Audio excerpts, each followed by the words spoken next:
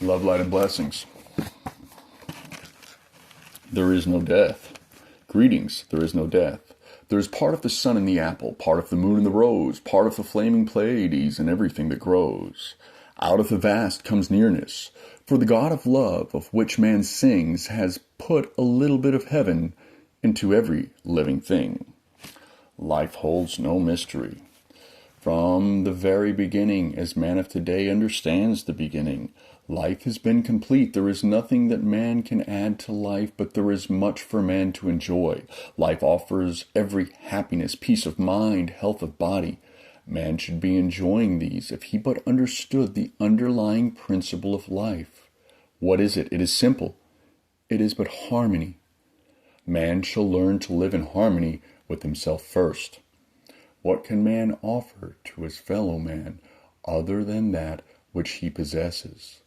What else can man share? Only that which he possesses.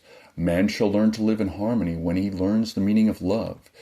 Each teacher in his time unto his own people in his own language has taught the one and only principle of harmony, love.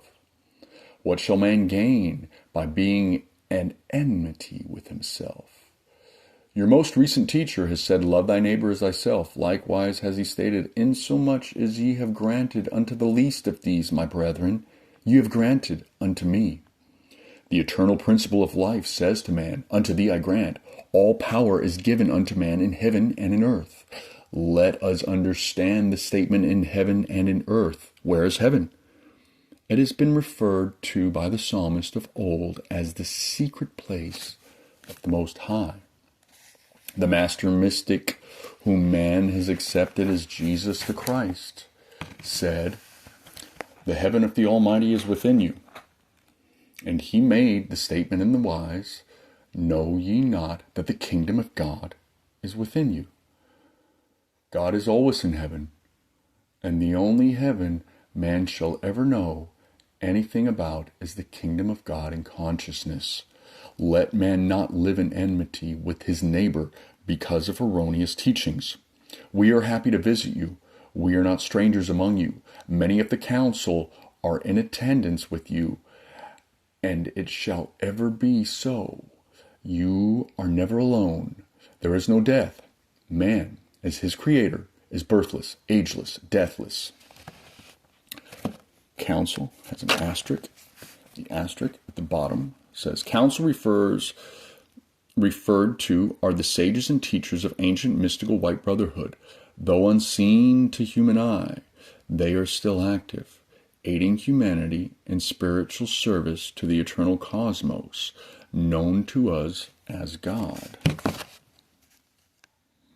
Reference side note, I looked up the ancient mystical white brotherhood. The white is in reference to white light. White light contains all the colors of the rainbow, the entire light spectrum. A sage of ancient said this, weep not for me, let not thy days be of mourning. There is no death. Look, see, from the horizon's edge comes my ship to bear me home. It has passed this way before. Upon this ship we sailed together to reach these shores. Weep not for me, let not thy days be of mourning. Death is but sleep. See in the western sky the living glow of the setting sun. Day shall break and it shall rise again. Man shall wake to see its beauty. How long we have been together. We shall meet again. Listen, and thine inner being, thou shalt hear the voice in clarion call, say to thee, I live, there is no death. Thou shalt tarry for a while, then thou shalt follow on, and in the vastness we shall meet, and each shall wait. Desire shall rend asunder the encasement which thought has created to hold man fast. And upon the rising of the sun, man shall choose a woman, and there he shall find nestled in her womb, beneath the heart of love, a body. And as the sun rises in the heavens high, he shall bring that body forth. For each one in his season, so shalt live.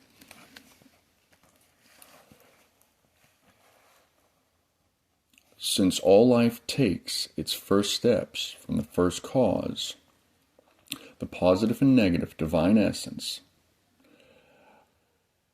or as some would say, male and female principle of infinite cosmic divine energy. The first step into form is light. This is often referred to in metaphysical allegory as the sun or the metaphysical child. This sun or light of divine spirit builds the embryo in the womb of the mother. After completing the physical form with its 5 physical centers, it then builds the 7 spiritual centers of the etheric body. The last or 7th center is in the uppermost part of the brain, the pineal gland. When that is completed, the body is brought forth away from the protective covering of the womb within the mother. Turn not thy days into days of mourning, but as thou wouldest stand in the portal of thy dwelling to greet one who has gone forth but to return, so greet the messenger of sleep. Struggle not with that which expresses the infinite love of the infinite God. What man or woman of earth shall lie their body on the couch of rest and say, "Tomorrow I shall see you, my dear"? Shall he fear that sleep which erases all claim to evil? Worry not, live in peace, strive not against thy fellow man, become not enwrapped with the viciousness of error, hold not against thy fellow man, love. If he who encounters that which has learned to call strife, hardship, poverty, pain, sorrow, it is but as the handwriting on the wall, which the great seer Daniel was called to interpret. Accept it as a lesson. Look within thine own heart and ask, what have I done to have brought this to my dwelling place? The master teacher of your age has likewise said, resist not evil, moreover, overcome evil with good. Who is the man who shall say, this is too hard for me to do, I cannot forgive, I cannot give good for evil? Such a one is standing in his own light. Out of all the strife of yesteryear, the kingdom of God now expresses. How come this to be? How come this experience? Along the life's path of any man, all has not been evil. Good eventually submerges evil into the eternal abyss of its nothingness. You are familiar with the parable of the story, the prodigal son. Desire took him from his father's house. Desire for experience directed his attention in another avenue. Much evil seemingly befell him, but at last the good of which he had been apart from the beginning, was never separated from, asserted his birthright in the Father. And you will remember, he said, I shall return to my father's house, for there is plenty there. Look not upon the seeming mistakes of yesteryear, discard it. In truth, it has never been a part of you. Be there an unpleasantness among you. Become mindful of some of your fellow men who are now enjoying the blessings which you have created from the heart of love. Remember, never forget, when you have spoken a kindly word, when you have clasped the hand in the warmth of spiritual friendship, and in so doing have lifted the load from a weary, troubled heart, and perchance have never again made physical contact with that individual, you will from this moment forth rest in the assurance that the blessed infinite insurance that somewhere along life's path you have dried a tear, you have soothed an aching heart, you have stilled a throbbing breast, wrapped in the throes of anguish. Rejoice and be exceedingly glad for having been an instrument through which God has been able to express. In humility, remember, and soon, I assure you, soon that which may appear to be of a problem to you this very moment shall melt as the ice of your earth place melts in the presence of the vibratory action of the sun's rays. Forget whatever unpleasantness has crossed your path. Call it not back to memory. Let it bury itself in its own dust of its own nothingness. Likewise the Master of Masters said, if thou be smitten upon one cheek, turn the other. Love knows no pain. Love knows no sorrow. Love knows no regret. Regret not one experience through which you have passed. For each experience along life's path is a lesson, and each lesson well learned is putting new wine into new bottles. It is no disgrace for man of earth to become drunken upon the wine of life. Remember, never forget, man cannot sprinkle the perfume of kindness on another without a few drops falling upon himself. We welcome you. Your work has just begun. We are aware there is an interest among you because of that which man of earth has learned to call a troublesome season, but be not overly wrought, neither concerned with that which man had to call adversity. Each one of you here present shall wake to the morning, when that which gives the appearance of a problem shall have vanished into the nothingness of the night, and the sun of the new day shall swallow it up. Here, again and again, sun or light is used. It was later revealed that they were speaking of the understanding of divine wisdom and its application in a new day or a new age that would dissolve many of man's problems and the confusion they present in the political, economical, and social order. Lay not your heads on pillows of worry. Let us assure you that harmony shall prevail. Love shall make itself known. Misunderstanding shall find themselves as the prodigal son on the way back to the Father's house. These are various forms of which man has learned to call death. Death to one's ideals, aspirations, inspirations. Death to that which man has learned to call the future. Remember, dear hearts, never forget it. Man makes many plans. God is the perfect idea. You are a reflection of that perfect idea. When you have learned to cease making plans, and particularly planning the life, as it were, of another individual, there shall be no inharmony. Expect nothing from your fellow man, other than that which would freely, lovingly give.